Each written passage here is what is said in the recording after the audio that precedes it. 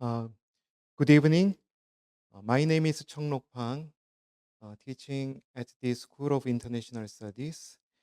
I would like to welcome all of you who participated in today's special lecture. As you know, today's special lecture is the seventh lecture of Human in Creation Special Lecture Series at Grace School. Today, Dr. Ramudamodaran will address the topic of why SDGs, the role of the United Nations and international organizations. Today's speaker, Dr.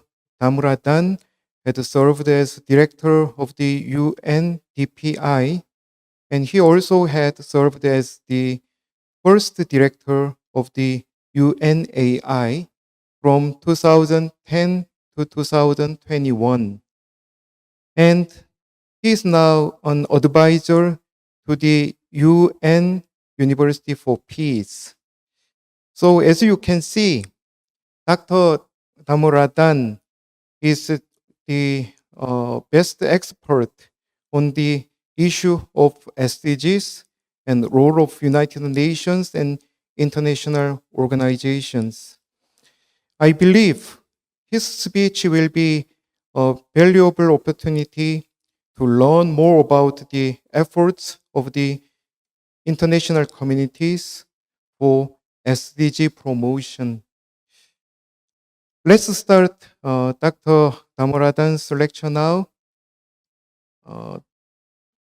Dr. Damodaran,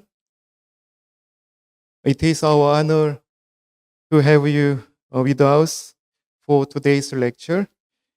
And I believe students can learn very much from your speech today. It's very good to see you again. I know it is very early morning in New York, so maybe I have to say that it is good morning rather than good evening. So would you welcome Dr. Damodaran and please give him a big round of applause. Please. Thank you. Thank you so much, Professor Pang. And thank you for all of you who've come together this evening to join me in this conversation. As Dr. Pang mentioned, I've had the good fortune of working with him earlier as well. And what has struck me is that this is more than a lecture. It's a real opportunity for me to hear from you what your ideas are on this theme, or how we can work together to attain what the title of the lecture suggests. I'm particularly honored to be in the line of the many distinguished speakers who have spoken in this H.U.M.A.N series, including one of the greatest leaders of our contemporary world, Secretary General Ban Ki-moon, as well as experts in so many domains. This is something I really wish I had when I was growing up, when I was at college and university, the chance to get together and explore fields which are so new to me, which I may not even have been aware of. And through the presentation by a speaker, get to understand those just a little better, and then possibly explore them on my own. In this galaxy of speakers that you have had, I am somewhat of an exception because I'm going to speak to you today about something with which you may well be familiar already, you may have heard about, because certainly each one of you knows about and has probably read about the United Nations. And I'm sure many of you are familiar with what the title of this lecture calls the SDGs, the Sustainable Development Goals. It's often said that an idea really takes root when people begin referring to it by its initials. Today, scarcely anyone says Sustainable Development Goals anymore. It's always the SDGs. And that shows how, in a remarkable time of just 6 years, this idea has entered both global consciousness and, I think more important, consciousness at the personal level. And why I think that consciousness at the personal level is so important is because of what I learned from the wisdom of an individual with whom I so cherish my friendship, the respect I had for him, and all that he taught me. An individual I miss so much today. President Kim Yong-gil, the founder president of your university, Han-dong. Professor Kim created Han-dong University in the year that the United Nations was celebrating its 50th anniversary.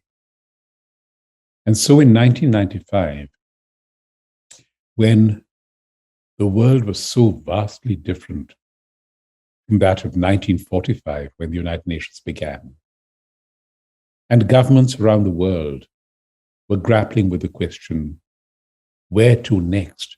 What should we do? And their ideas were small steps in many directions. But here in Pohang, Professor Kim radicalized that concept.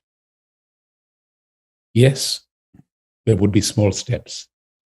Yes, the journey would have to take place along a measured pace. But his ambition was clear. Why not change the world?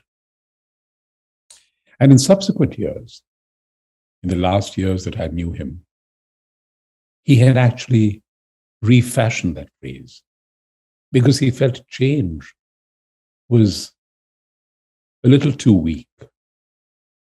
It needed something more dramatic, more capable of the enormous power that your generation, the generation now going to university, the generation which will field our offices, our industry, our innovation through the 21st century can do. And so he coined the phrase, why not transform the world? And in many ways, at the very time that Professor Kim was talking of that change, from change to transform, the United Nations was doing that too. Under the leadership of Secretary General Ban Ki-moon, the organization had a dramatic shift from an organization that changed through the process of conventions and treaties to one that changed with nothing less than a revolution in the human mind. And I use that term advisedly today, the human mind, because today, the 16th of November, is the 76th anniversary of the founding of UNESCO, the United Nations Educational, Scientific, and Cultural Organization. UNESCO has a very special place at Han-dong Global University, which is, I believe, the first university in Korea to be part of the UN program, where senior academics and scholars from your university work with those in another university, possibly from the developing world. You've had a remarkable success story last year working with H.U.M.A.N University in Uganda at a time of global crisis and pandemic, when in Uganda, chances for virtual knowledge or virtual acquisition were not as easy to obtain as they are in Korea, or for that matter, in the United States, where I am now. And yet, despite the fact that this was at a very difficult time, you were able to fashion it. The very first words in the Charter of UNESCO echo what Professor Kim saw as the power of the human mind. When it said that war begins in the minds of men, and therefore it is in the minds of men that peace must be established. One of the problems when you have a phrase like that, a soaring phrase, a powerful phrase, an eloquent phrase, is that it wears down by repetition. And you may well have a situation where people, having heard the first few words of it, say, "Oh, I know what that's all about." And if there is one thing that I would urge all of you, from my own experience, to never underestimate, is the power of the common phrase. Because the very fact that a phrase is repeated and repeated often is indication of just how true it is.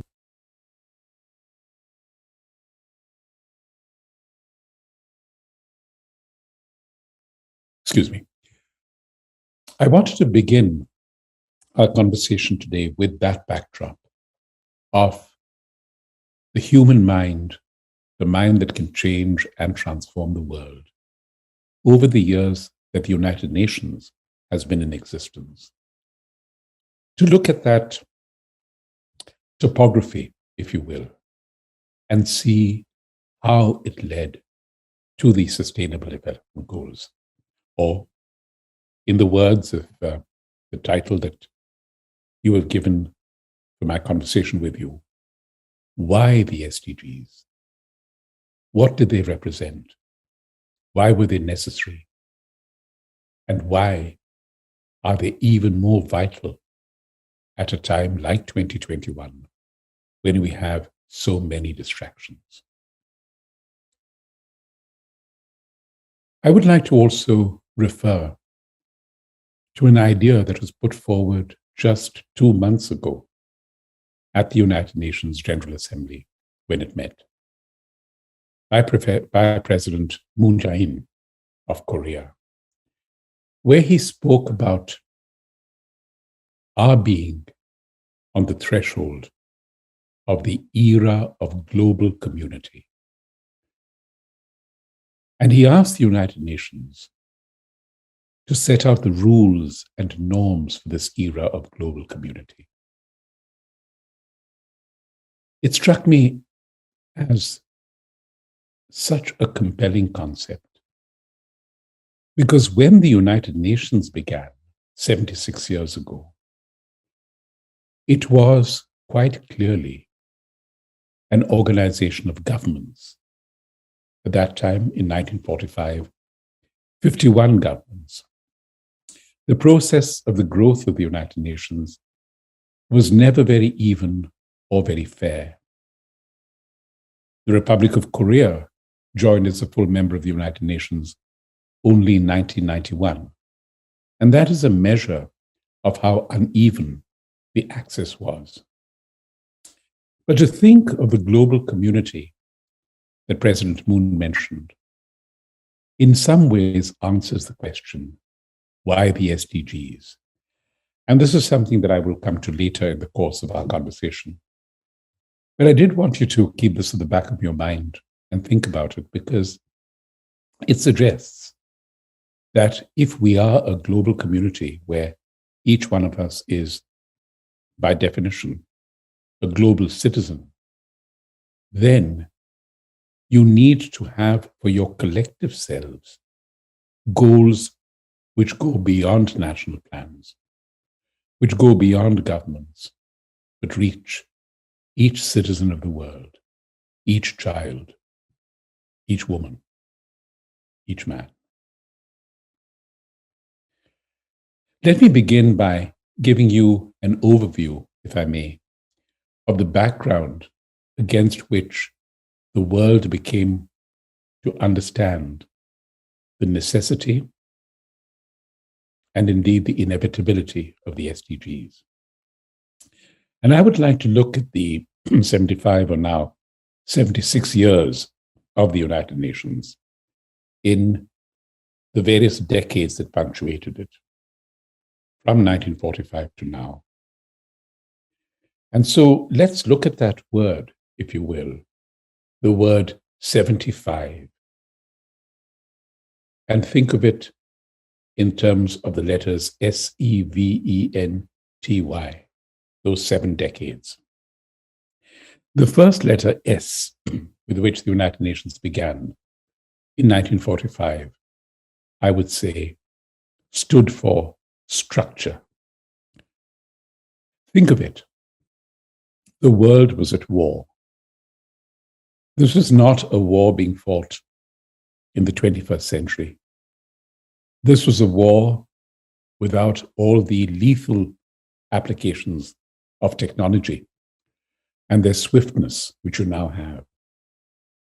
It was a war which was fought on the physical battlefields, in the physical seas, in the physical space of the air. And as this war came to an end, even while the war was in progress, governments of the 3 major powers that were waging the war on the side of right, the United States, the United Kingdom, and the Soviet Union, came together and said, we must have an organization that will safeguard the peace. And so the process of creating the United Nations, the structure of the United Nations, began in April 1945, even before victory of the Allied forces had been declared in Europe. And in a process of just 8 weeks, in just 2 months, delegates meeting in San Francisco had crafted the structure of the organization, the United Nations Charter. And in that structure, they created the basis, if you will, the architectural basis of what the Charter sought to do or what it promised to do. It began with the principle that the United Nations would have 6 principal organs. And this is important because very often when we read the newspapers or listen to the news, we feel that there are 1 or 2 organs of the United Nations which are more powerful or have greater relevance than the others. But that was not what the Charter envisaged. The Charter envisaged, first of all, that there would be a General Assembly, an assembly in which every member of the United Nations would be represented and would have a chance to speak, to share its ideas, to share its hopes, and to warn of dangers which it sensed. Today, that General Assembly consists of 193 nations, far from the 51 that I mentioned in 1945. And there is nothing more inspiriting, I would say, than to sit in that General Assembly hall and see the leader of one of the most powerful nations in the world speak, leave the rostrum, and then be succeeded by someone from a nation relatively small in another part of the world, but yet a nation whose voice is going to be heard and whose voice matters. Then we have the Security Council.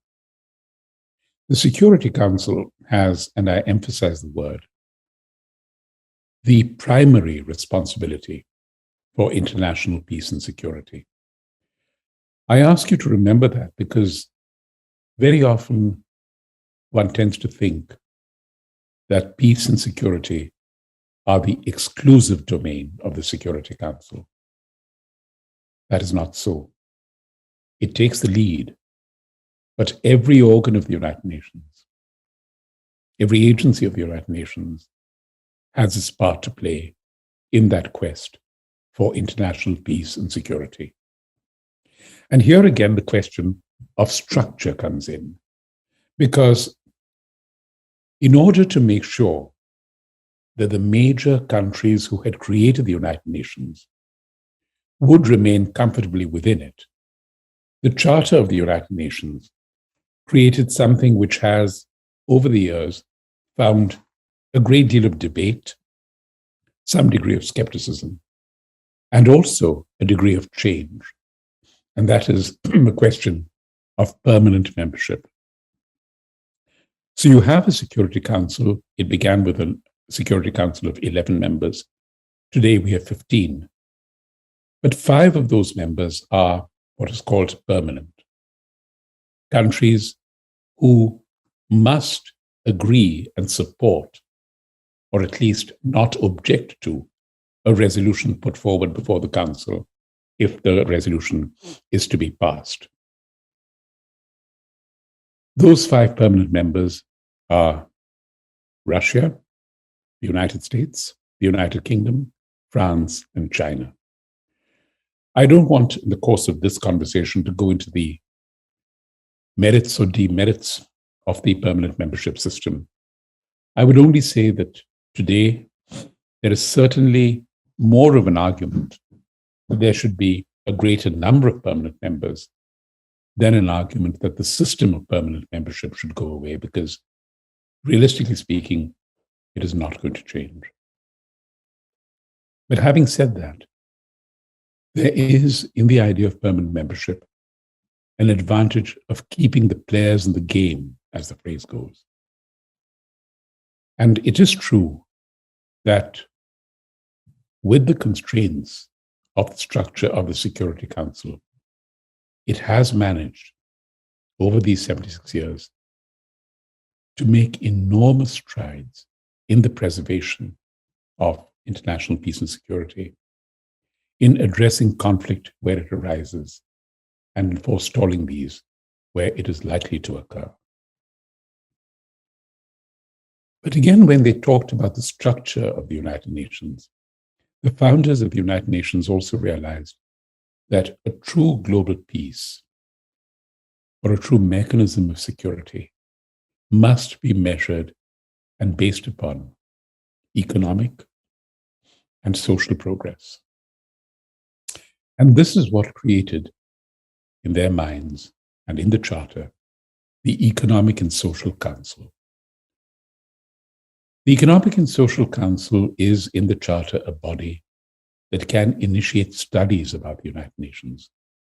It can discuss the various aspects of the global human landscape, if you will, the continuum, when you have a situation which is not that of crisis or not that of conflict, but yet you need humanity to advance, to change the world, to transform the world. Through the Economic and Social Council, a number of other bodies were formed. The Commission on Human Rights, the Commission on Indigenous People, the Commission on People with disabilities. So every sector of human society, no matter whether it was a numerical minority, was considered peripheral. They were all brought into the mainstream. And so through the Economic and Social Council, the United Nations became home to every form of humanity, every identity, every cause.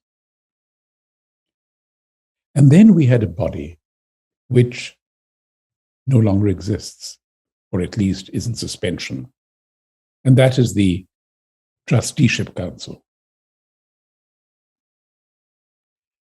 The concept of trusteeship was introduced after the First World War, where there were parts of the world which were held in trust by what were called metropolitan powers, countries outside that particular network. And the point of the Trusteeship Council was that this was intended to be a form of responsible administration. It was not colonialism in its old and tried sense.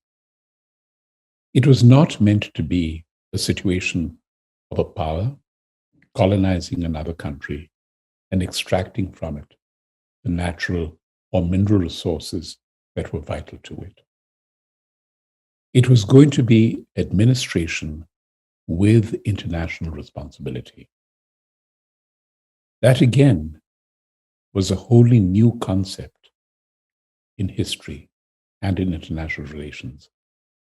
The idea of a responsive power internationally accountable. In 1994, the last of the remaining trust territories in the South Pacific attained nationhood. They became members, full-fledged members of the United Nations. And so the Trusteeship Council and the trusteeship idea really has gone into disuse. And now there are conversations about how the Trusteeship Council can be repurposed, what its future character can be. And in that conversation, which we can explore a little later, there is the one underlying line of confidence that if the Trusteeship Council was able to so succeed that it itself became irrelevant in terms of its original mandate, so too could it dramatically succeed in new areas of responsibility given to it. Again, in terms of structure, the founders of the United Nations realized that conflict, misunderstandings, a terrain of disputes between nations are not going to be wished away. They will always be there. And so the idea is to find peaceful solutions, solutions that do not involve war or conflict. And you had the various mechanisms which I've suggested already. The Security Council, which would bring in diplomacy and peacekeeping to avert conflict. The Economic and Social Council, which would look at the ground realities and the basis for conflict and to create conditions that made conflict unnecessary. And then there was the other dimension, the purely legal dimension. How could one country address its disagreement with another country, its neighbor perhaps? It may be a question of territory. It may be a question of alleged misuse of power. How could it address that without going to war? And then the founders of the United Nations went back to an institution which had been created in the wake of the First World War, the International Court of Justice, or the World Court, and included that as one of the principal organs of the United Nations, so that if one particular country has a disagreement with another, it can go to the International Court of Justice, to the ICJ, and get a judgment one way or another. And finally, the sixth principal organ of the United Nations, the Secretariat of the United Nations, led by the Secretary General. This was a very clear articulation by the framers of the Charter that the Secretary General and the staff of the Secretary General were not really secretaries or secretariats taking down notes and doing what they were told. Yes, they were the executors. That was one responsibility. But more than that, they were also seen to be a principal organ and an initiator of ideas. And as I have mentioned earlier, one of the very first things that Secretary General Ban Ki-moon did when he took office in 2007 was to put the primacy of people and planet, the environment, and the economic and social well-being of peoples at the heart of the United Nations agenda. And in that leadership, which he exercised as the head of the principal organ of the United Nations, we had the SDGs. So if you think of that first decade of the United Nations, 1945 to 1955, in terms of the structure of the United Nations, you have the first point, which I just shared with you, about the physical being of the organization, what it comprised of. But you also had at least two major offshoots of the United Nations, which contributed to its structure as we see it today. The first was within a space of 3 years after the organization came to being, the emergence of a global doctrine of human rights, the Universal Declaration of Human Rights in 1948.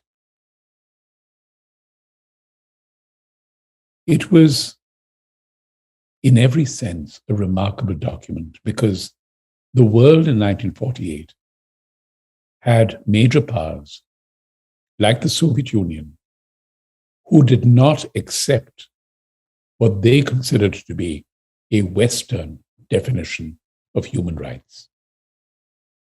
And there were articles in the Universal Declaration of Human Rights which ran completely counter to their worldview.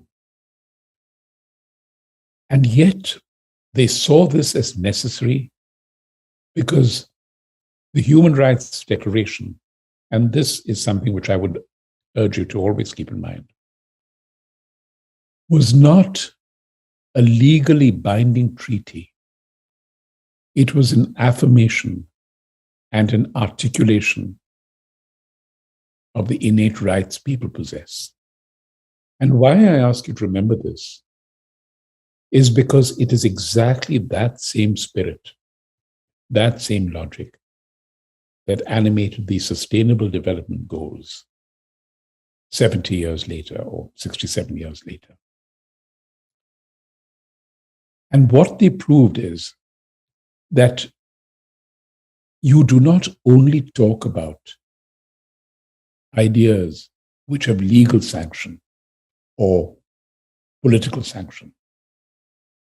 It's as important for you to address matters that have a moral sanction, a lesson which you live every day at Handong Global University. So in terms of structure, 1948 saw a dramatic expansion of that from the structure of an organization dealing with and anticipating and averting specific crises as they occurred, to an organization that really soared and created this beauty of the infinite within which it worked and within which it must be governed. And then, 2 years after that, the United Nations had its first test of being able to put these two parallel or even partnership ideals, a robust structure and an idealist form, to test. And that was in your country, in Korea, where following the invasion of South Korea by the North, the United Nations intervened, and successive resolutions of the Security Council determined that there would be a United Nations command led by the United States of America to work for a ceasefire and to annul the results of that occupation. It took 3 years, and as all of you know very well, it is not a situation that has been fully resolved. But the immediate crisis was diffused and averted. And the fact that the United Nations, as a political body, was able to agree on both political and preemptive military action in the crisis zone of the world was the greatest affirmation possible for the validity and the relevance of its structure at that point in time. So if we think of that first decade of the 70s, the S for structure, we see how by 1955 or so, we had a fairly comfortable organization, and an organization which had learned to balance the many differences amongst its members. And that is again something which I would respectfully urge you to keep in mind, that balancing of differences. Because it is that same balance that you see today in these Sustainable Development Goals. They are not goals for one particular country or one particular set of countries. They are goals which can apply across the board, globally, to everyone and be accessible. Let's come to the second decade and the letter E in 70. And I would suggest that that word E stood for expansion. We began with the structure, and then we expanded it. We expanded it in numerical terms because between 1955 and 1965, the second decade of the United Nations, the number of members of the United Nations grew dramatically as more and more countries in the world attained their independence and became free. But more than that, there was also an expansion in the ideas of the United Nations. Many of these were still tentative, but the one process which really was moved with alacrity through this decade was the process of disarmament and the various multilateral and bilateral negotiations that took place to avert the dangers of war, in particular nuclear war. The early 60s saw the landmark disarmament agreements between the United States and the Soviet Union in the wake of missile and other crises. And concomitant with that, an expansion in the possibilities and the ideals of the United Nations itself. But that expansion that I just mentioned of the membership of the United Nations also caused an expansion in its ambitions. Because you had a whole host of countries who had joined the United Nations, convinced that they wanted to take upon themselves both the responsibility of membership of the United Nations and its benefits. Its benefits in terms of being equal partners in an equal world, seizing on the possibilities of technology, of innovation, of economic progress, and benefiting from that. And again, I draw the link between that in the late 50s and the Sustainable Development Goals, the SDGs, just 6 years ago. Because that too was all about partnership.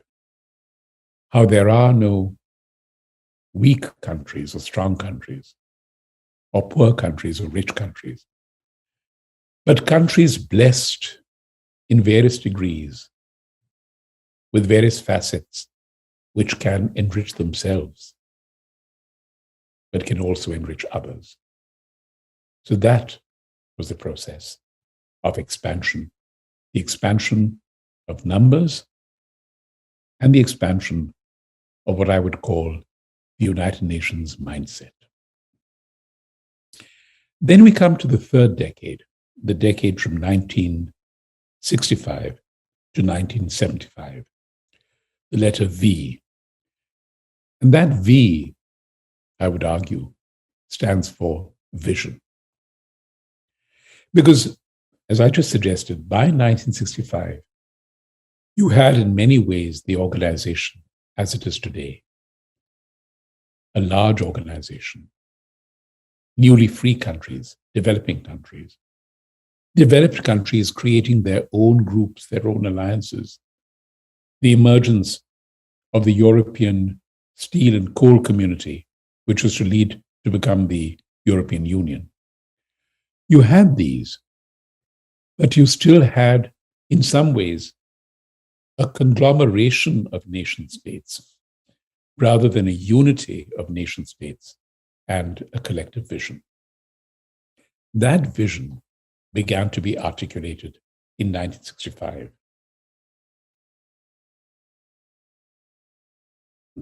Its first evidence, I would suggest, was a sequence, if you will, to the Universal Declaration of Human Rights, when, in 1966, two important covenants were established: the Covenant on Economic and Social Rights and the Covenant on Civil and Political Rights.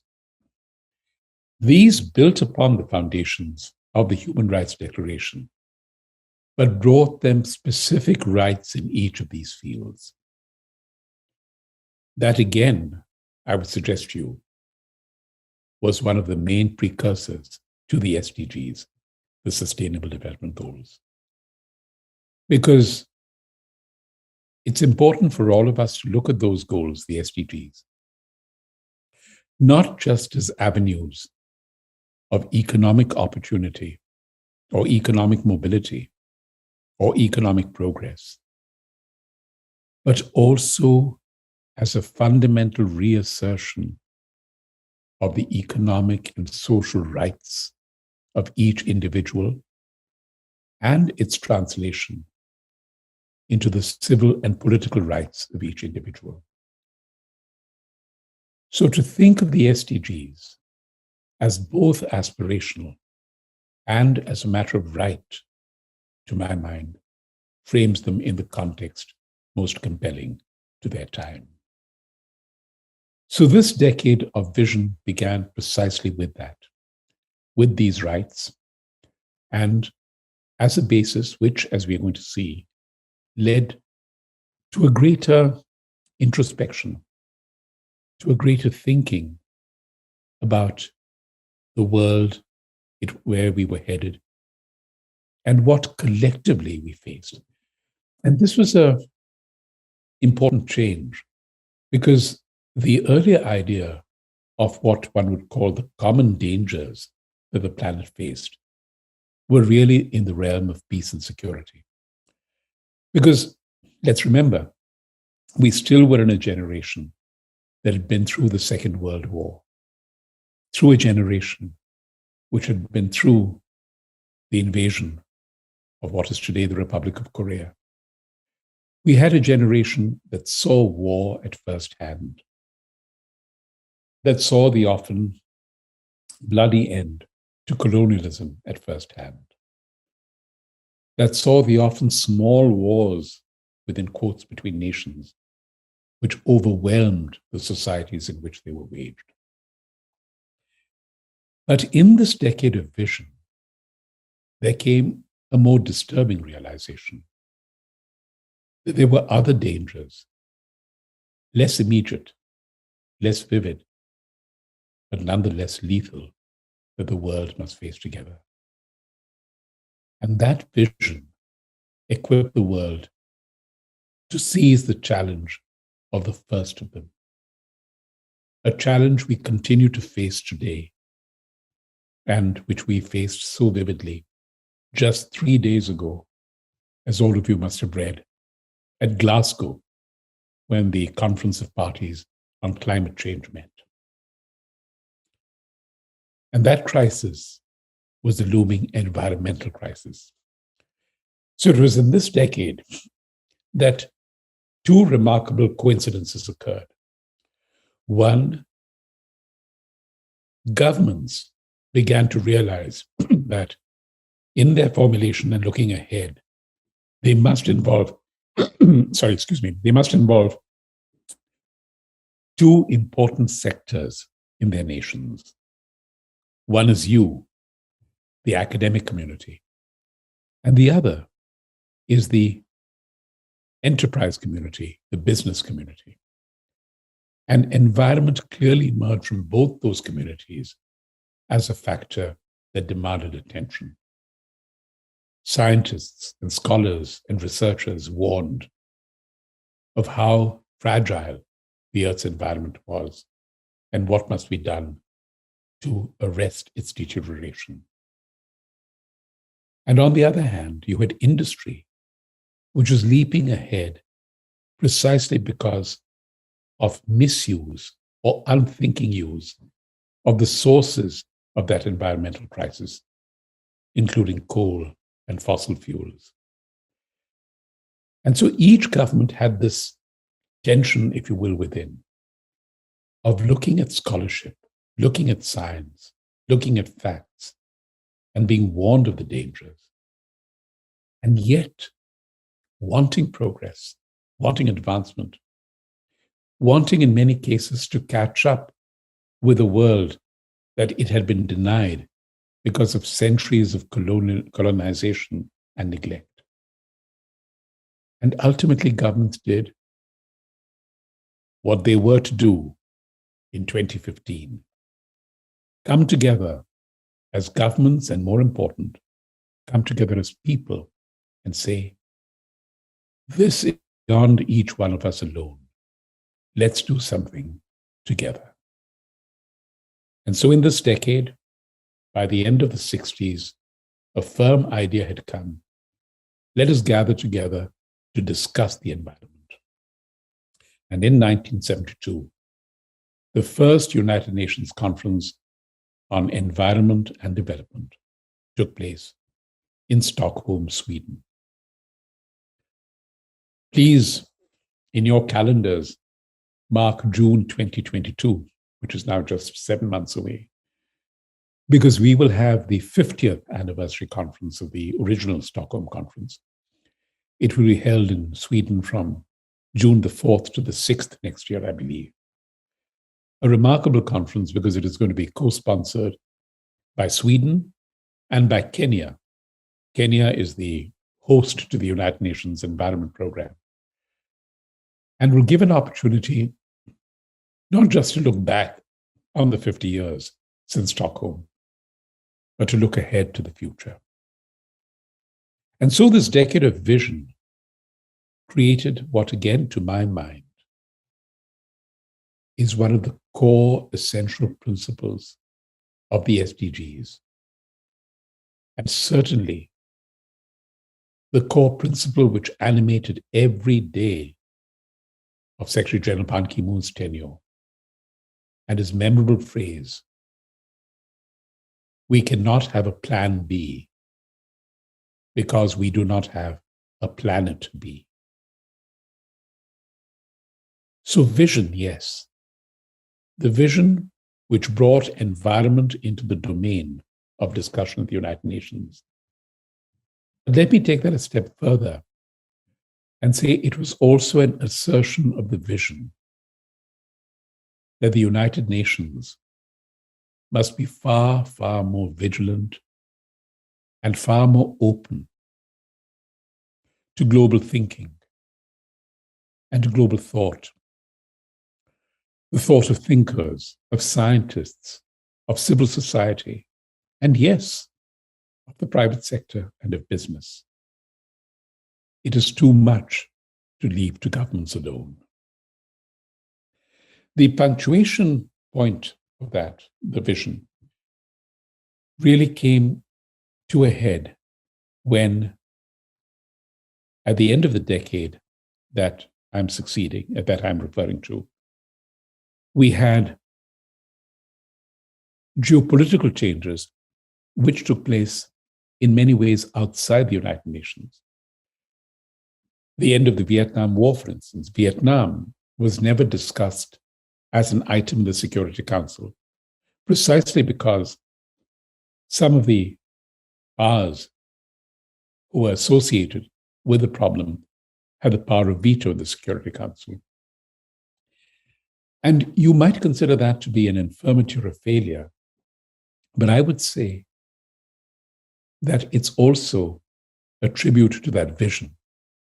It is a tribute to that vision because even outside the framework of the United Nations, the United States and the Socialist Republic of Vietnam, or North Vietnam, were able to sit down in Paris and negotiate an end to the conflict because they were inspired by the vision of the United Nations to which they were committed.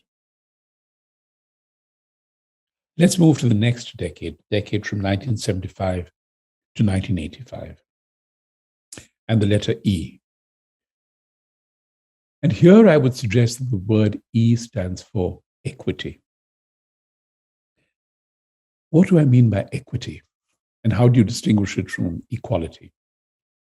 Equality, we're familiar with. And that is what the United Nations began with. The 51 member states I referred to, equal to each other in the General Assembly. As they grow, that sense of equality continued and was affirmed. But equity goes beyond the equality of nations. Equity goes to the equality between individuals, to the congruence of their rights as citizens, both national citizens and as global citizens. And in many senses, I would argue that that sense of equity which began in the 1975 to 85 decade underlay the core principle of the SDGs, that there must be equity among people, no matter what their position, no matter what their standing, what is summed up in the phrase, no one left behind.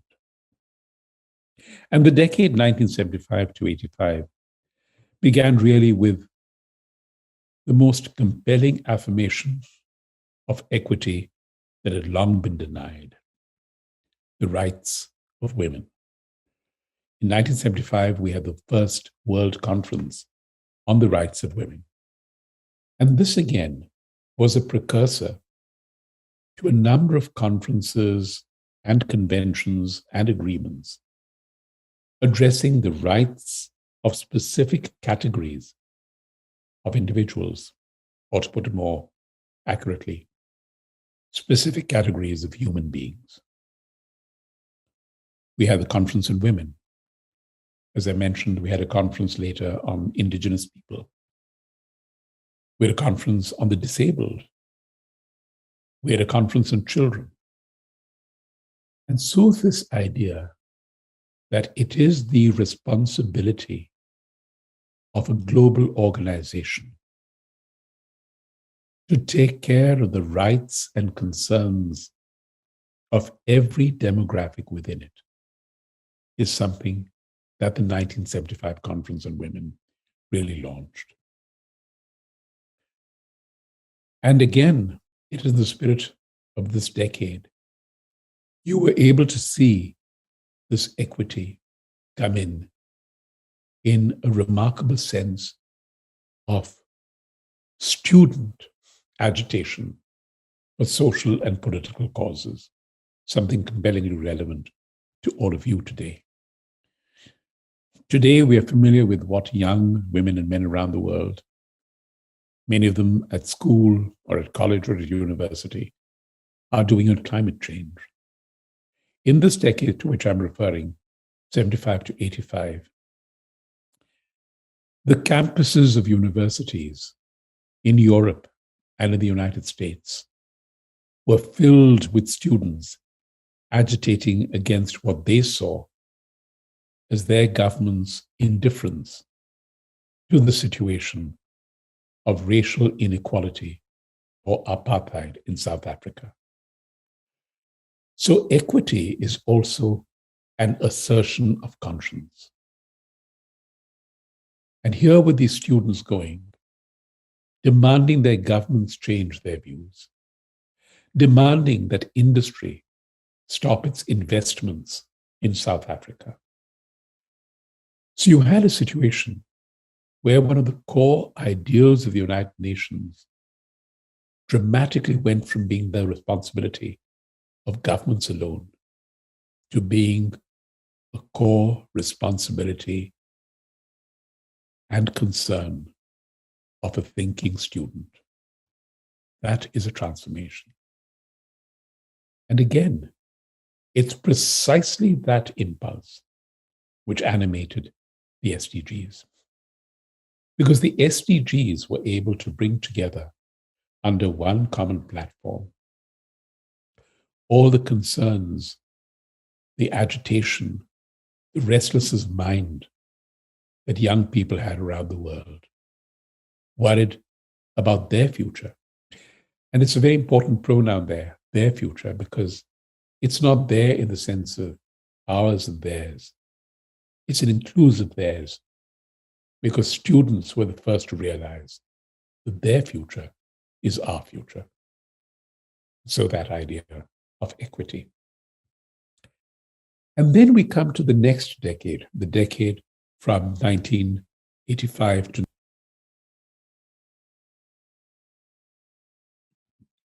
this is what I would call the letter N, right? The decade of norms. So far, the structure of the United Nations had been based upon the Charter, drawn up in 1945, and the many succeeding formal agreements, the Universal Declaration of Human Rights, the covenants that I mentioned on civil and political rights, the declaration of the Stockholm Conference on the Environment. But this is a decade which saw two remarkable processes. The first was a fairly dramatic political process between 85 and 95 of really the collapse of communism in Europe. You had the various East European states which were once communist, Poland, Czechoslovakia, the German Democratic Republic, Romania, all of whom then lost their communist dictatorships and became parts of a democratic process, culminating in 1991 in the dissolution of the Soviet Union itself. So you had that dramatic political process going on in one way. On the other hand, you had the world coming together and discussing issues much as they had done within the United Nations, but throwing it open far more globally. The idea of global conferences to create norms which would allow society on the edge of the 21st century to be truly equipped to come to terms with it. The process began with the Conference on the Rights of the Child, which was held in 1991, and which led to the Convention on the Rights of the Child. Then, in 1992, 20 years after the Stockholm Conference on Environment and Development, we had what is popularly referred to as the Earth Summit in Rio de Janeiro, Brazil. And this was a conference which created norms in every sector of environmental danger and environmental possibility. We had a framework convention on climate change. We had a convention on biological diversity. We had a convention on the protection of the ozone layer. And then there was the evolution of what is known as the Kyoto Protocol on limiting greenhouse gases. So these were norms.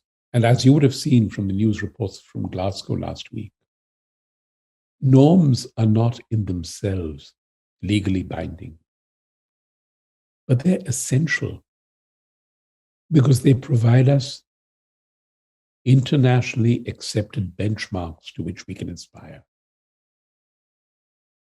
Again, an answer to the question, why SDGs? Because it was norms created in this decade that created the inspiration and the feasibility for the SDGs as ideals to aspire to, but more important, ideals that each government and each people can put into practice. And we went beyond that to other areas, other conferences of norms. In 1993, we had the World Conference on Human Rights in Vienna, which took the remarkable step of actually creating a United Nations Office for Human Rights, of appointing a High Commissioner for Human Rights, thereby institutionalizing, if you will, in a can-do sense, the ideals in the Declaration on Human Rights.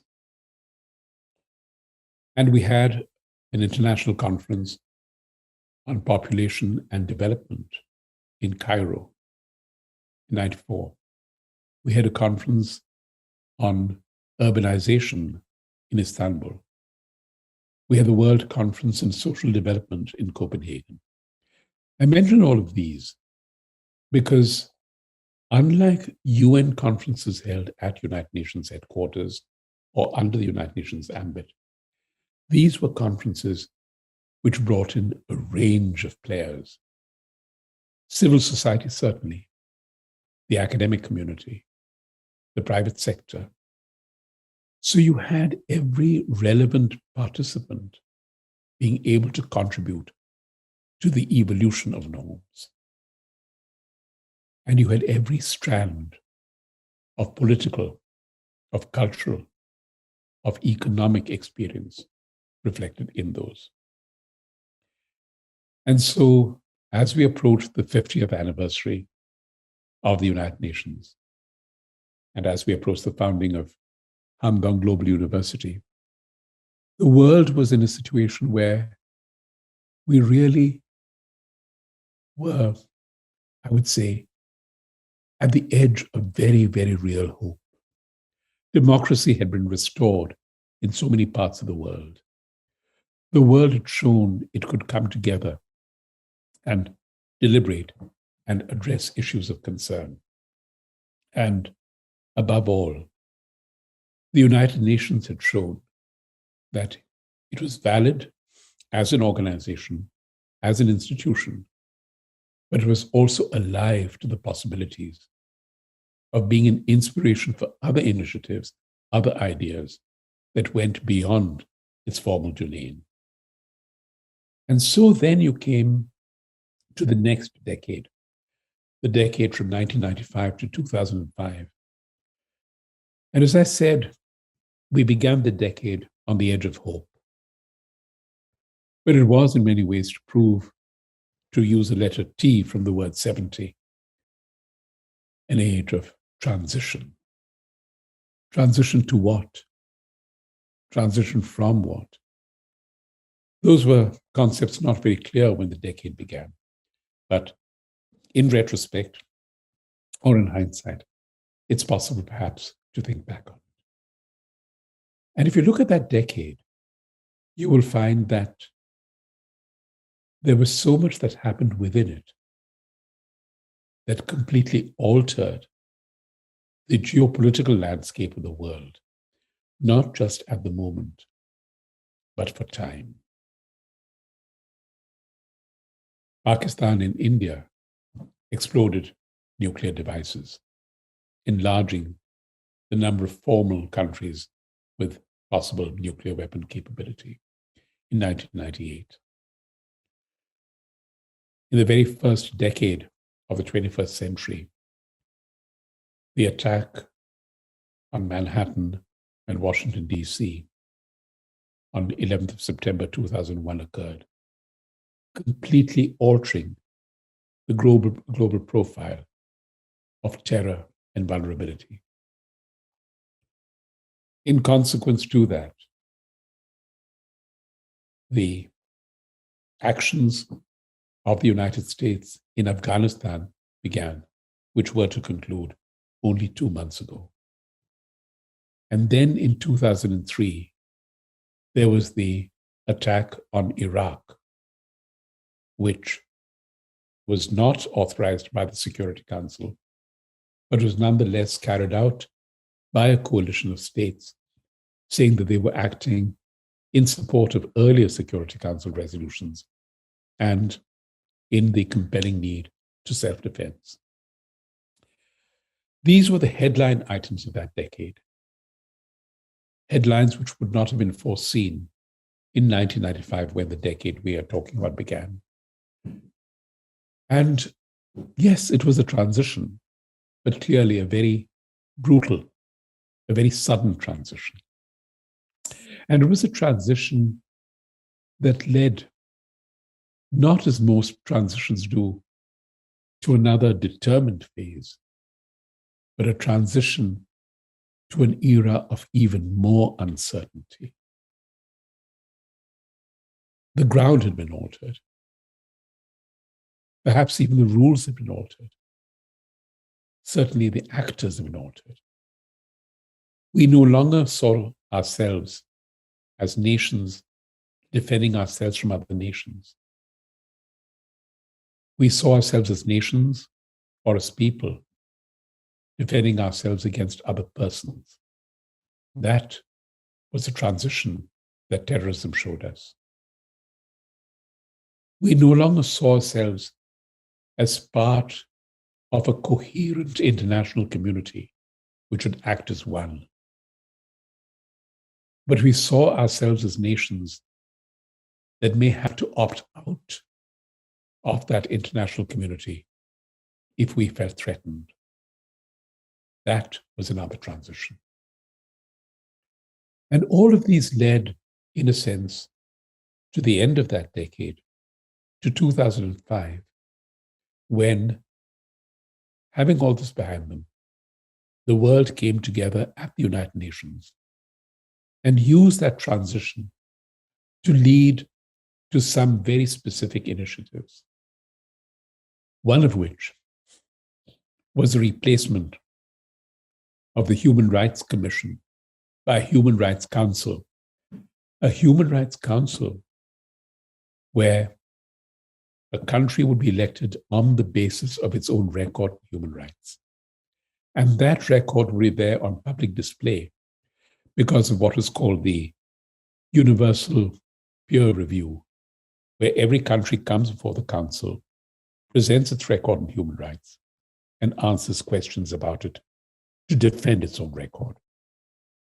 And where no country is allowed more than 2 successive terms of the Council, so that its membership does not become the monopoly of one or more states. This was a decade that culminated in the articulation of one of the most remarkable points that transition led to. The idea of the responsibility to protect.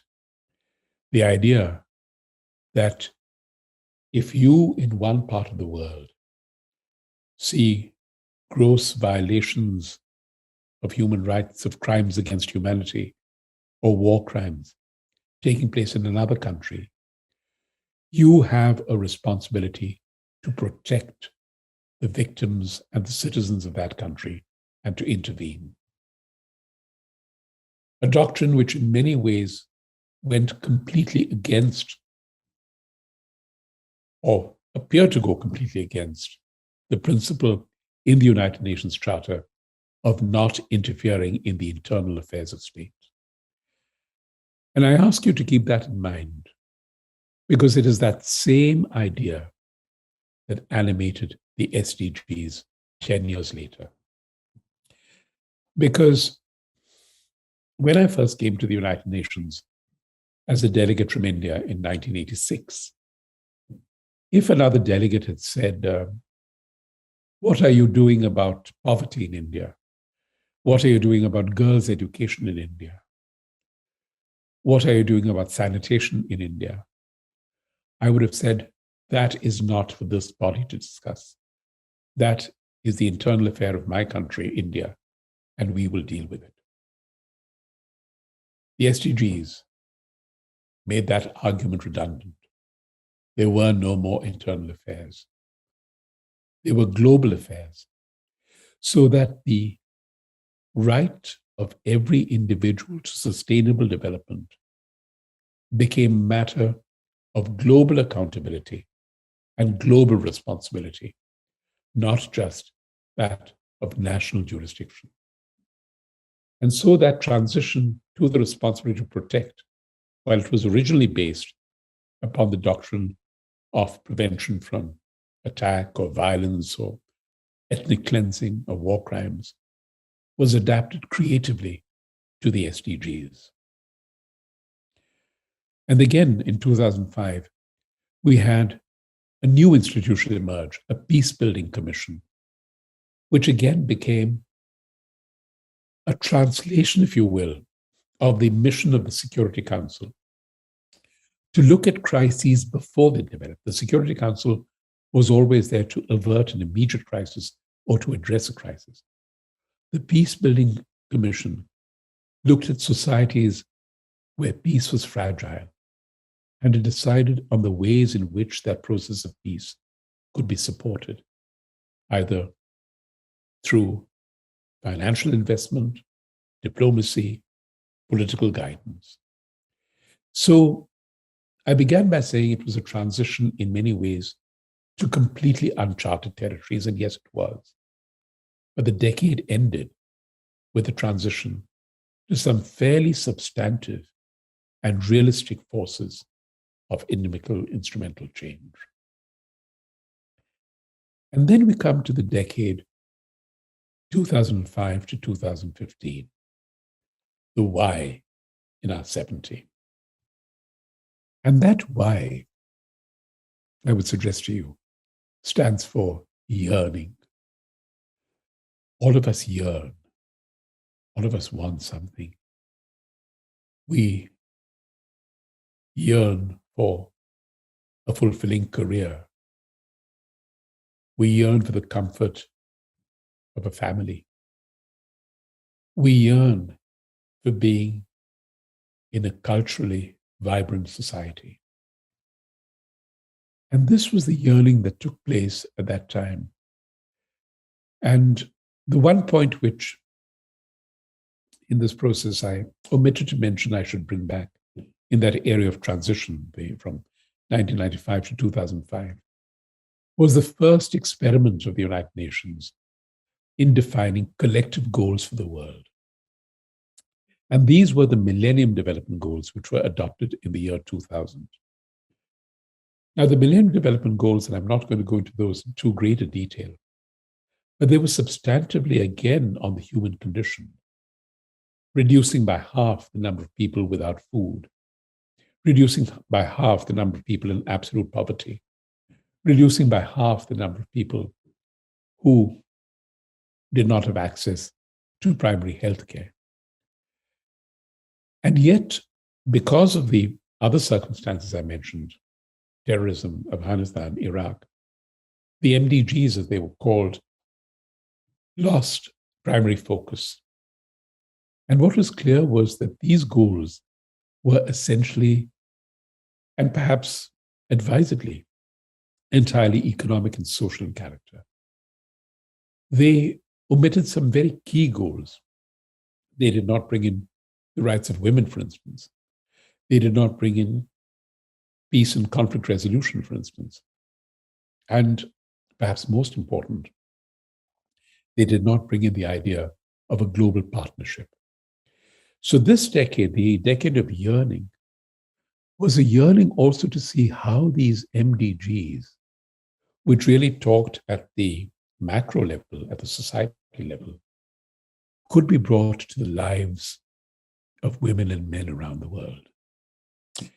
And that was a process really set in motion, as I said, by the reports of Secretary General Ban Ki-moon and the conferences that started essentially in 2012, which was the 20th anniversary of the Rio Conference on Environment, and a process of discussion about how these goals should be formulated. And that yearning is really reflected in the SDGs, because each of those 17 SDGs is broken down into very specific targets that must be attained or benchmarks that must be achieved.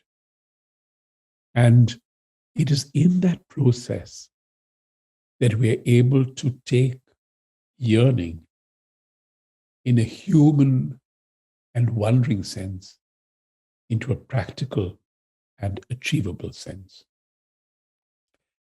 And that is why when you say, why SDGs? The answer is very simple.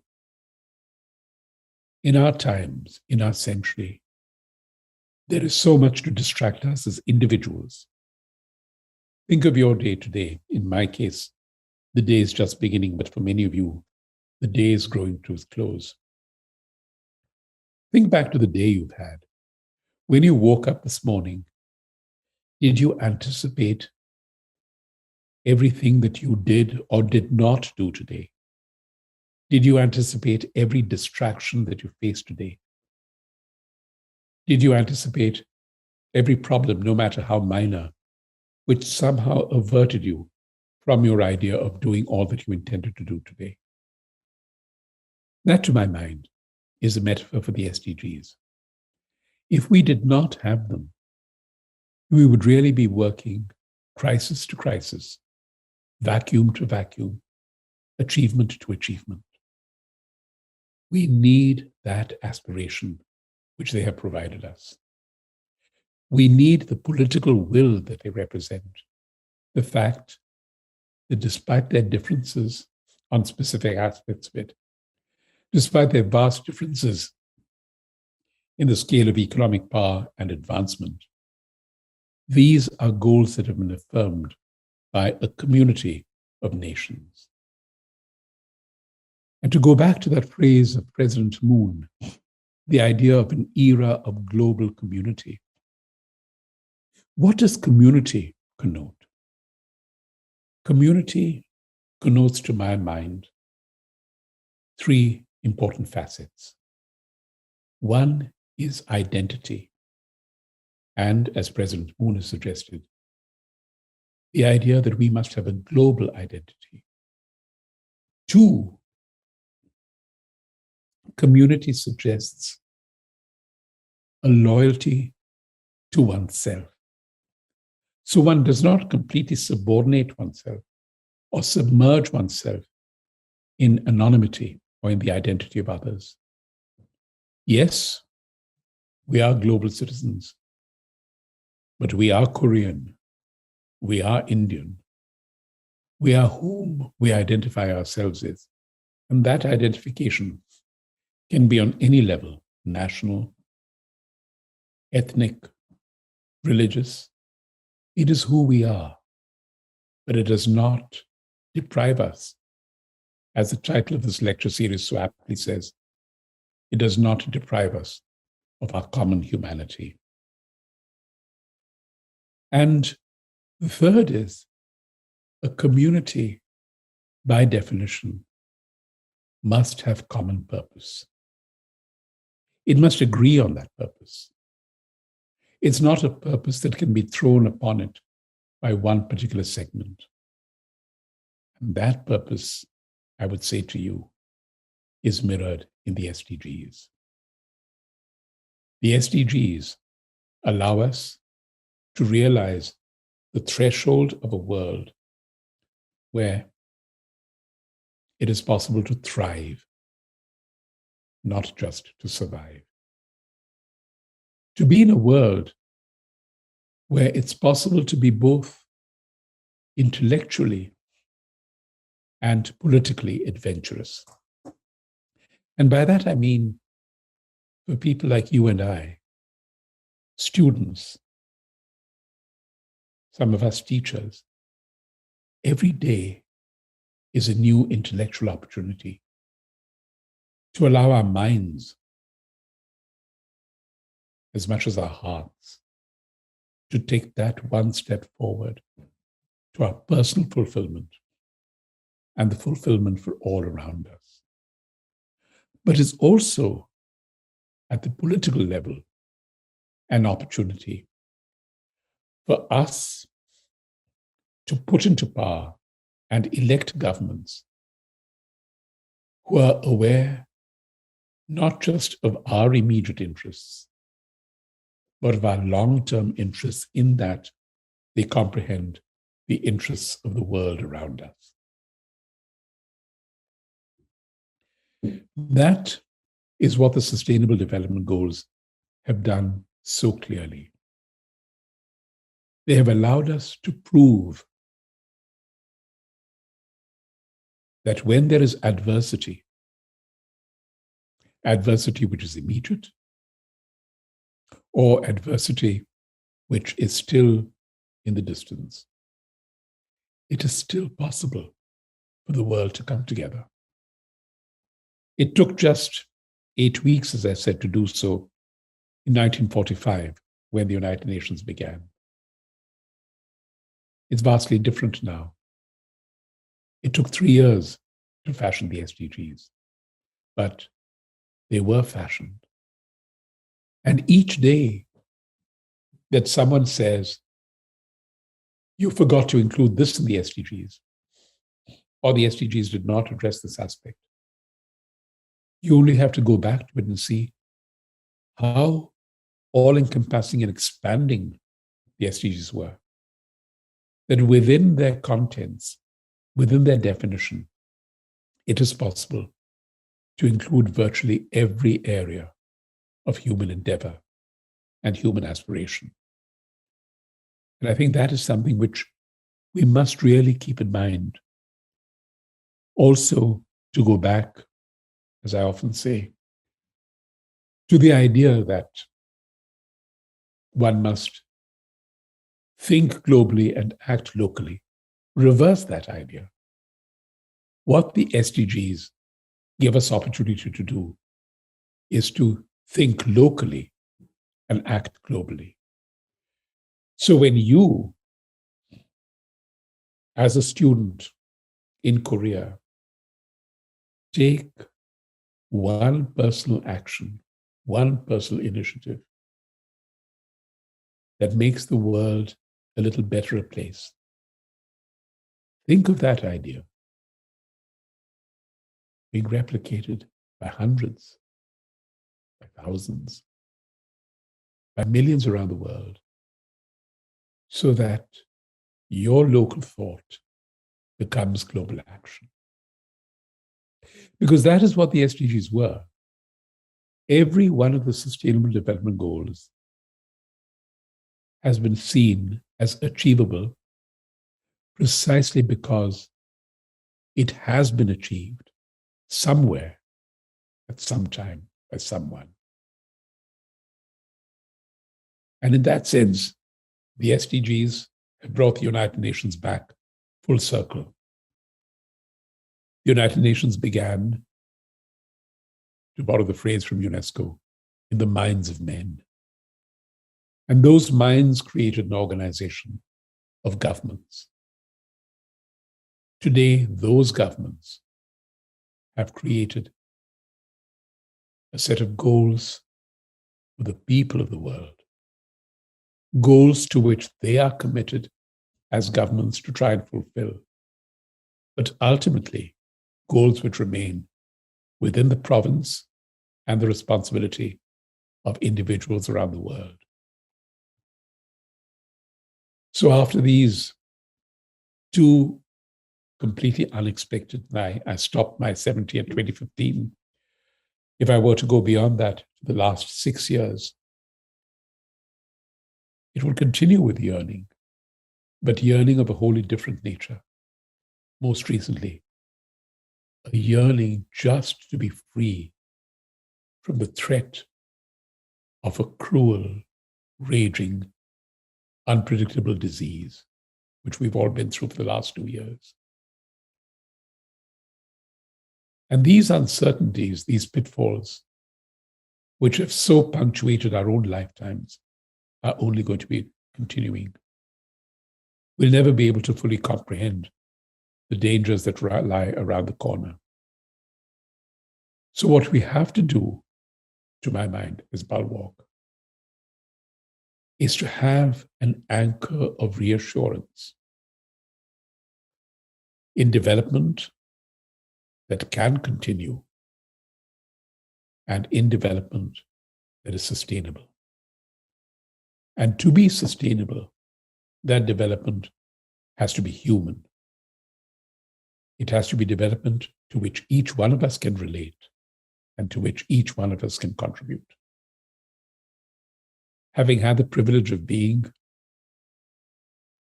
on your beautiful and thoughtful campus, I've seen that possibility in your eyes in your faces.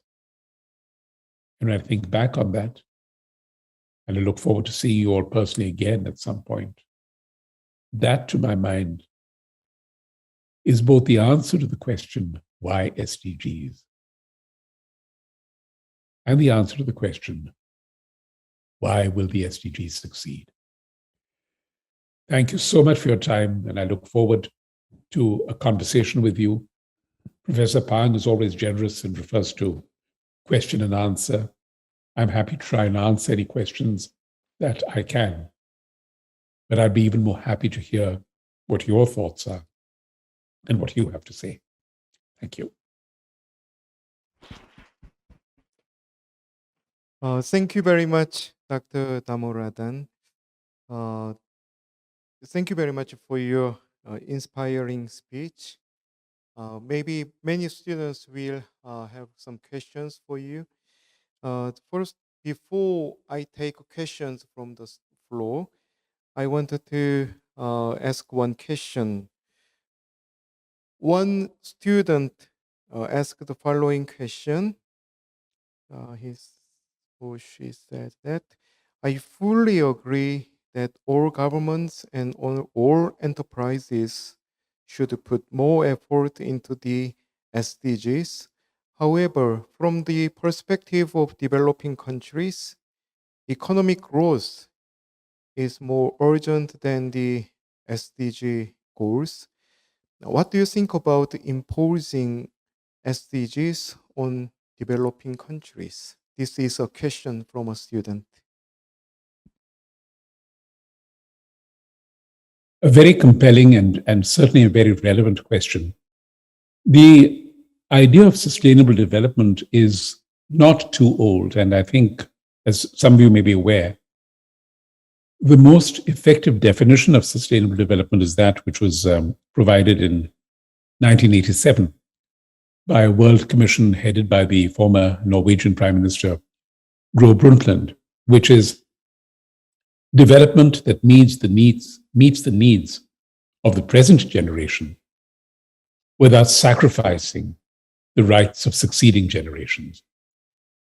So when you say that economic growth is more important than sustainable development, what I think you're saying is that economic growth in 2021 is more important than economic growth in, say, 2065, while sustainable development says that the level and pace of economic growth, the sources for economic growth in 2021, must allow similar opportunities for economic growth in 2065. So that is my only justification for the SDGs, that you cannot really limit growth to your own times, or for that matter, your own geography. Because the one danger that we have really seen manifest very vividly in Glasgow over the last 2 weeks is the physical vulnerability of small island states who will literally disappear if sustainable development and addressing climate change is not going to become a matter of war priority. So it's really upon your own conscience. If you were to feel that it's important to get the most of the moment you're in and ignore what happens a generation and 2 generations later, there would be validity to the idea that economic growth should take place without sustainable development. But I think it's also true to say that there are so many dangers in the pattern of economic growth as we know it now. Health dangers from, say, fossil fuels, that we're only deluding ourselves if we believe we can continue the way we have over the last 70 years without consequences. Okay, thank you.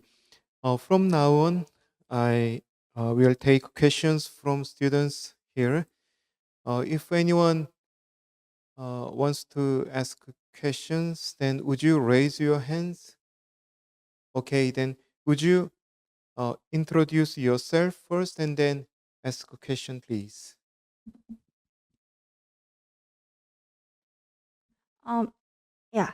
Hi, my name is Hanber Kim, and I'm majoring in U.S. and International Law and Management.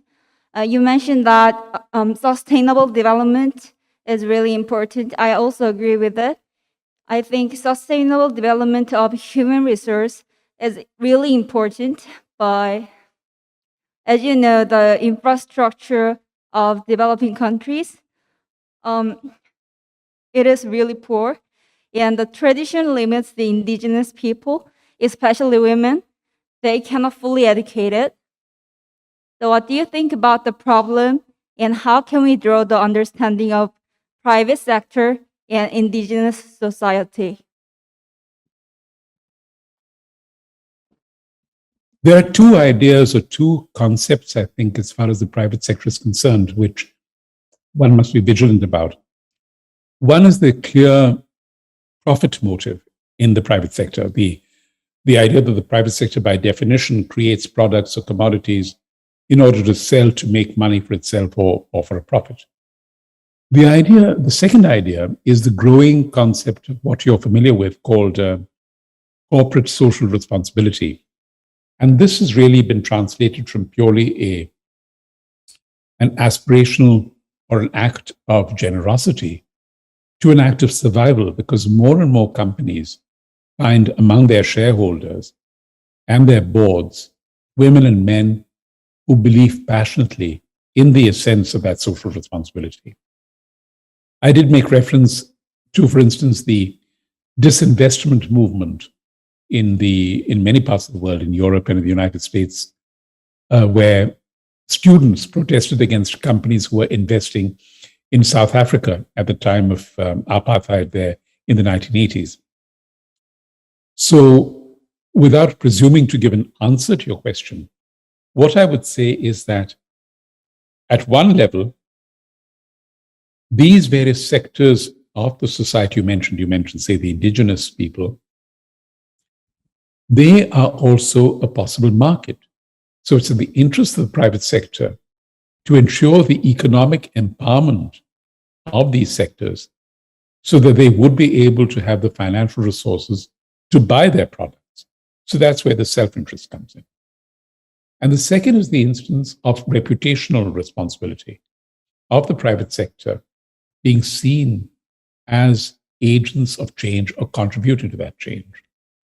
And which is why, to go back to the SDGs, the overarching SDG, if you will, Goal 17, that of the Global Partnership for Development, talks about this partnership as not only a partnership between governments, but a partnership between governments and the private sector, or for that matter, governments and the academic sector.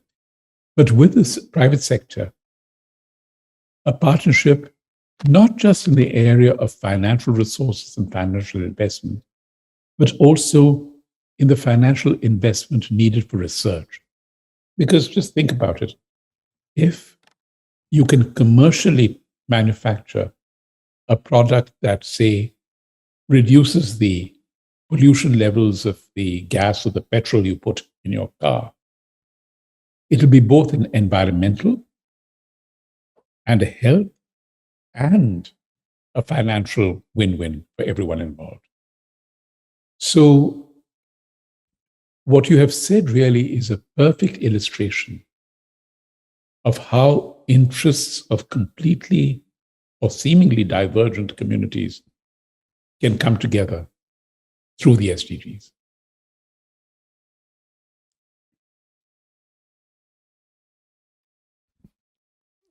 Okay, if any students, okay, would you introduce yourself first, please? Hello, doctor. My name is Liv Song, and first of all, I would like to thank you about your lecture. It was a great opportunity to widen my perspective about SDGs and global citizenship. For me, I want to ask you about the foreign aid in developing countries.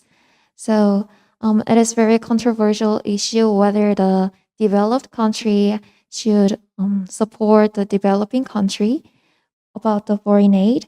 And since the most of developing countries got support from the very beginning, it is true that they kind of lose their independence about their development. However, it is also true that developing countries need kind of support from developed countries. So I want to ask your opinion about the foreign aid in developing countries in the point of view of SDGs. Thank you. A very, very pertinent thought. One of the core elements of just before the SDGs were formalized, we had a conference on financing for development, which again was called by Secretary General Ban Ki-moon. It was held in Addis Ababa in Ethiopia. And I think that really one of the underlying motives or the impulses for that conference is exactly what you said, because historically, foreign aid has been seen as a means of coercion. Governments have used foreign aid to try and alter the policies that independent nations have had for themselves. And so foreign aid has had a bad name. I would argue that that danger is less so today, largely because of the emergence of a very, very vigilant civil society, both in the countries that receive foreign aid and in the countries that give foreign aid. So if you have an affluent country, which is, say, giving aid for a project to extend education in a developing country, you can be certain that the way that money is going, how it's used, is being scrutinized by civil society activists in that country and in the donor country. Having said that, I should also add that what has really happened over the last few years is the dramatic increase in the possibility of what I would call anonymous foreign aid. That is, foreign aid being given through mechanisms like the United Nations for specific purposes. So the United Nations issues humanitarian appeals whenever there is a catastrophe. We had a humanitarian appeal recently, say, for Yemen. We've had humanitarian appeals for situations in other parts of the world where it is possible for countries who have both money and a conscience, you need both, to be able to contribute without doing so directly or bilaterally. We also created, to go back to the end of the decade that I mentioned in 2015, we also created at that point something called the Central Emergency Response Fund, which is a constant fund from which an emergency can be addressed.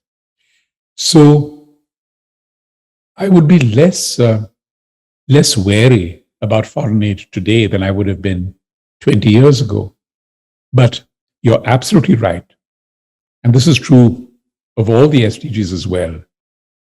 The way that they are exercised and the means to their execution demand vigilance, not just on the parts of the governments which are executing them, but the international community through the United Nations, and certainly global civil society. Thank you. I have another question from a student. I'm sure you may have heard about UNAI Aspire, which is a student organization. UNAI Aspire is currently very active at the Handong Global University. It would be great if you could tell us about the purpose for which this organization was established and the direction it should take. First of all, let me, and I apologize, I should have mentioned this in the course of my remarks, let me express my gratitude to the immense work that UNAI Aspire has done over the years. When we met in Seoul in August 2011 at the first Seoul Forum for the United Nations Academic Impact, UNAI, it was there that we floated the idea of Aspire. What happened was, just to give you a bit of history, when we created the United Nations Academic Impact in 2010, it was meant to be a network or an alliance of universities, of researchers, of professors, so that they could use their research to help further the United Nations. And then one day I was sitting in my office, and I got a call from the reception downstairs saying, there are two young students who want to see you. So we brought them up. And they said, we've been reading about the academic impact, but why are you leaving students out of this? And then it struck us, how could we possibly think of an academic impact with universities and completely ignore students? And so we came up with the idea of ASPIRE, ASPIRE, action by students to promote innovation and reform through education. And we said, let's do it. And when we first floated the idea, there were people who said, this will never work. Because academics like Professor Pham or Professor Kim Yong-gil are there for a definite term. They take on a career, they're there for 15 years, 20 years. Students change every few years. You join the university today as a student. In 5 years, you have left the university and moved on to your career. And I said, let's wait to be proved wrong. And Handong Global University's ASPIRE chapter proved us wrong. They began. Today, the leadership, and I imagine the young gentleman or lady who asked the question is part of its leadership now. Today, the people who led Handong UNI ASPIRE in 2012 are probably completely out of university and fulfilling careers of their own. But I hope some of that experience has remained with them, and the world is grateful for what they did while they were students. Today, we are grateful for what you are doing. And I really hope that you, with your university leadership and with the vast network that Handong, now under President Chang, has been able to forge worldwide, is able to take the message of ASPIRE to other universities. I was fortunate to be at a meeting of UNA ASPIRE in Handong probably 8 or 9 years ago. And there were students from Japan, from Mexico, from Romania, I think even from South Africa. So it's always possible to change and to assimilate, and you have shown the way. And if I may go back to the topic, that is really what President Moon, I think, meant by the era of global community and the era of the SDGs, because it is based on aspiring, on aspiration, and of young minds like yours who show its possibilities. So thank you. Thank you. If any of you has a question, then would you raise your hands?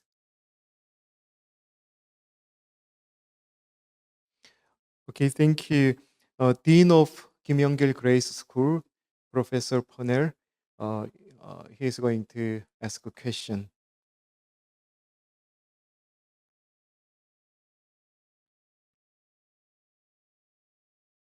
Good morning, Doctor. Edward Purnell. I'm the Dean here at the Grace School and a professor at Handong. What a privilege it is to have you this morning. We are this evening here, your morning. Thank you. One question for you. The SDGs by nature are aspirational and very, very comprehensive. For a Handong student thinking about how he or she might apply them, how he or she might be interested in furthering them, would you suggest addressing them as a whole, or perhaps concentrating on one or two areas where the individual has a particular interest or a sense of giftedness?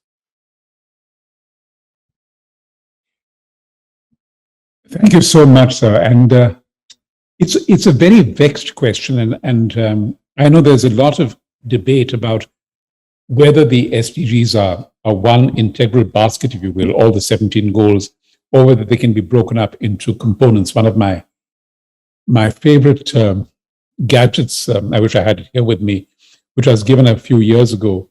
It was designed by the Asia Europe Foundation in Singapore, is a Rubik's Cube with the SDGs. And you keep on playing around with it to try and see which SDGs align with which SDGs. I don't think it's practical at the think local level that I referred to, I was suggesting, I don't think it's practical for anyone, least of all someone working on her or his own, to work on the entire basket of the 17 SDGs. My only suggestion or hope is that if you're working on a particular SDG or even a particular aspect of one particular SDG, to keep at the back of your mind how much your action is contributing to the other SDGs. So, to give you an example of how in my country, in India, 2008, 13 years ago, a movement started among school children in Delhi refusing to take home plastic bags from shops when they went shopping. They began bringing their own bags, something which is very commonplace now, but which was completely revolutionary 13 years ago in Delhi. And then you realize that you're not only addressing the SDG on pollution, on the environment, you're addressing the SDG on health, because ultimately plastic, when it goes into a non-recyclable ecosystem, becomes an impediment to health. You are addressing the SDG on employment, because when you stop plastic, then you get workers, in particular women workers, who create other forms of bags made of cloth or natural fiber, which bring them an income. You create an SDG, address the SDG on sanitation, because your plastic bags no longer clog up the sewage system. So think of, and be generous to yourself, be fair to yourself, and realize that what you're doing on one or two SDGs has an impact across the board, because, as you so rightly say, they are ultimately all one single goal. Thank you. Here is another question from a student. You today addressed the very important topic of the SDGs and the role of the United Nations. And the question is, what motivated you to become interested in this field?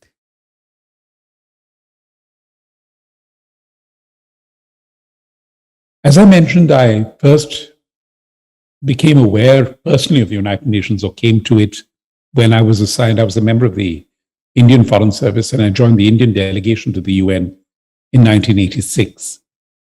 And I had an opportunity after my term there of joining the United Nations Secretariat. Three things really attracted me to it. The first, something to which I related as an Indian, the opportunity to work with so many people from such a diversity of cultures, because in my own country, I'm dealing all the time with people who are Indian, but from a part of India which I may never have been to, or speaking a language which I personally do not understand. The second is the realization that everything that is abstract or remote is ultimately possible if you work about the right way politically, diplomatically, and I dare say, and most importantly, intellectually, perhaps even emotionally. And finally, I think the room for ideas. When I try to break down the history of the United Nations into decades, it occurred to me that no decade could anticipate the shape of the decade that was to follow. And so you began with the United Nations in 1945, that structure. Then you had a wholly new burst of ideas in the Declaration of Human Rights. You had a wholly new burst of ideas in the United Nations Command in Korea, and so on and so forth, right up to this grand burst of ideas in the SDG. So this intellectual adventure, and I probably should not overuse the word intellectual because that becomes a little restraining, but it's really a question of the possibility of the human mind and, as I like to say, the human heart.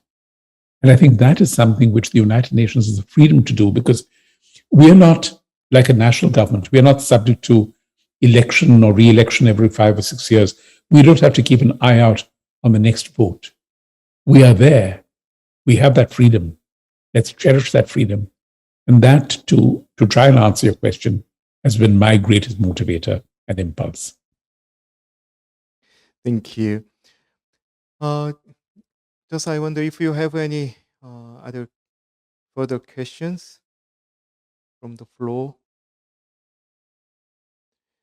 Okay, then this may be the final question for today's lecture. You mentioned about the importance of norm.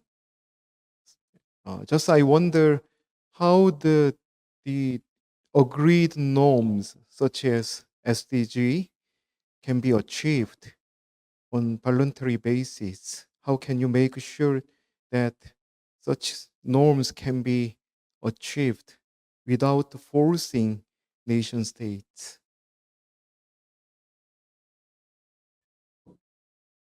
In many ways, the SDGs are an experiment, precisely for the reasons, Professor Pang, that you just suggested. We've had other instances of defining norms, and I mentioned that. So let's look at some earlier instances, the norms on human rights, for instance. There was the Universal Declaration on Human Rights. There were the covenants on economic and social and civil and political rights, which were, 18 years later. And these norms began to be codified in domestic law in countries. So countries began to pass their own laws for protecting vulnerable groups of citizens and of furthering human rights and so on. What we have seen since 2015 with the SDGs, despite the enormous distractions of COVID, is that a lot of the inherent goals are being translated or adapted to actionable legislation in member states or in members of the UN. And I think to address your specific point, that punctuation mark will be in the year 2030. Because, as you know, the SDGs were originally for a 15-year time period. They were meant to be launched in 2015, and their ambition was to conclude by 2030. They were supposed to conclude by 2030, all things being equal, but all things have not been equal. There have been various elements in the last 6 years which have obviously derailed the SDGs or held back its progress. And so 2030 will, to my mind, be an opportunity to look back on the SDGs precisely from the perspective that you so thoughtfully introduced, which is, what is it that needs to be done practically to further them? And more importantly, what and where has something been done to practically implement them, which can be adapted elsewhere? So when you think of particular actions that one country has taken, one community has taken, and see how these can be replicable, you'll go back to the idea of thinking locally and acting globally. And that is the whole beauty, to my mind, of norms. The norms begin as something aspirational, something perhaps even abstract. But ultimately, at the end of the day, there are these islands of realization which augur well for a more complete realization across their whole topography. Thank you very much. You just mentioned about the term think locally and act globally.